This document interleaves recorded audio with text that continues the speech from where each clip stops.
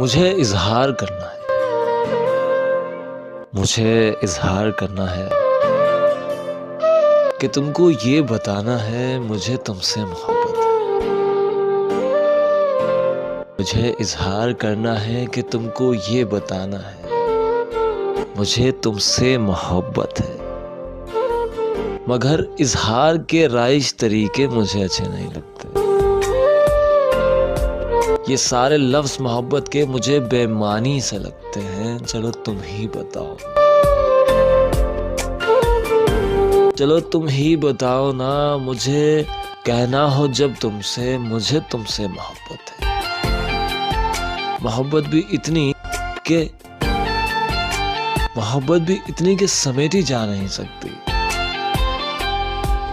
मोहब्बत भी इतनी कि मैं इसे लफ्ज़ों के पिंजरों में भी कैद रख नहीं सकता।